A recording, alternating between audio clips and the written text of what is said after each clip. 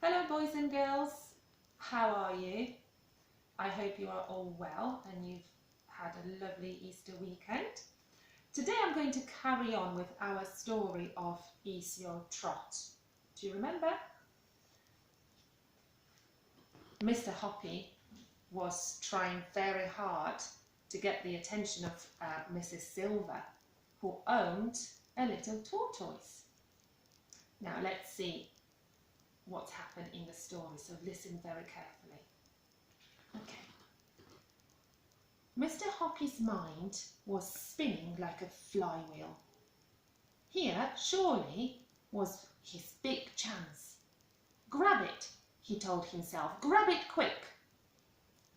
Mrs. Silver, he said, I do actually happen to know how to make tortoises grow faster, if that's really what you want.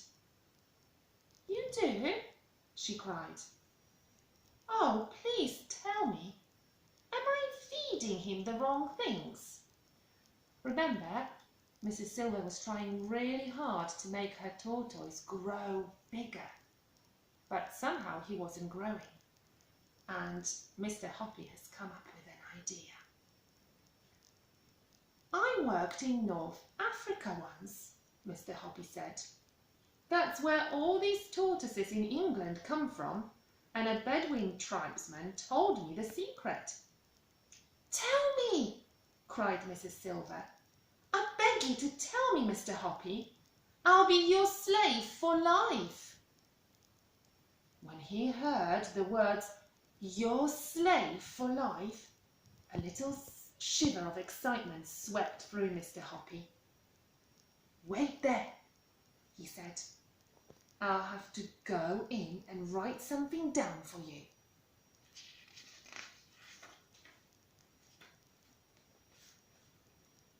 In a couple of minutes, Mr. Hoppy was back on the balcony with a sheet of paper in his hand. I'm going to lower it to you on a bit of a string, he said, or it might blow away. Here it comes. Mrs. Silver caught the paper and held it up in front of her. This is what she read. Have a look. This is what she read. It's quite tricky, isn't it?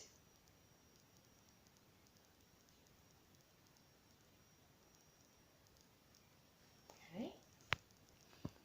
What does it mean? She asked.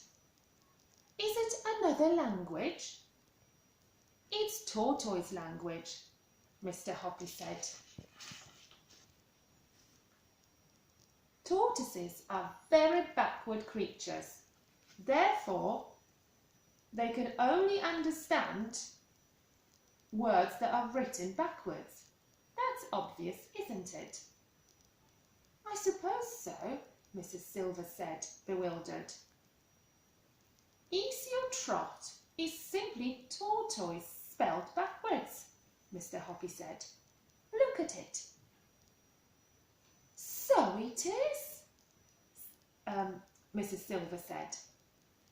The other words are spelled backwards too, Mr. Hoppy said. If you turn them round into human language, they simply say, tortoise, tortoise, get bigger, bigger. Come on, tortoise, grow up, puff up, shoot up, spring up, blow up, swell up, gorge, guzzle, stuff, gulp. Put on fat, tortoise, put on fat. Get on, gobble food. Mrs. Silver examined the magic words on the paper more closely. I guess you're right, she said. How clever. But there is an awful lot of poos in it. Are they something special? Poo is a very strong word in any language, Mr. Hoppy said, especially with tortoises.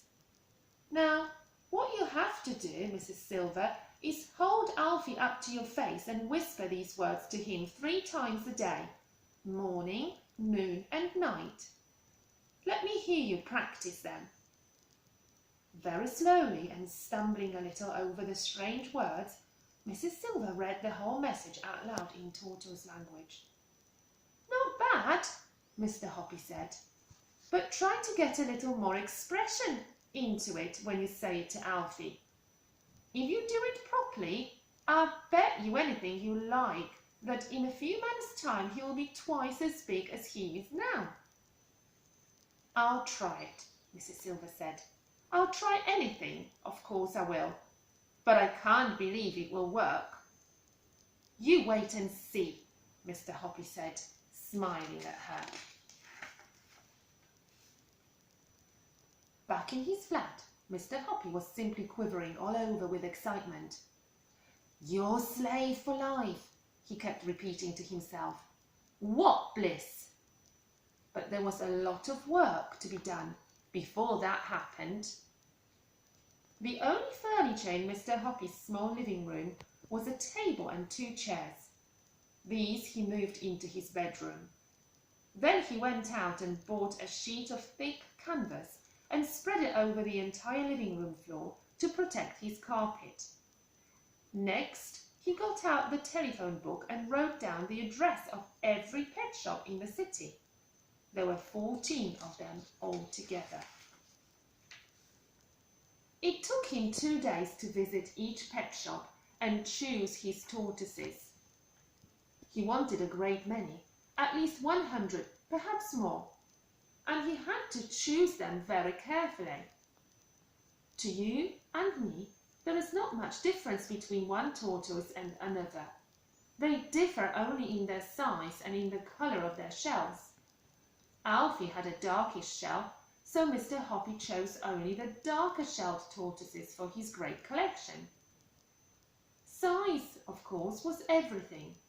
Mr. Hoppy chose all sorts of different sizes, some weighing only slightly more than Alfie's 13 ounces, others a great deal more, but he didn't want any that weighed less. Feed them cabbage leaves, the pet shop owners told him. That's all they'll need, and a bowl of water.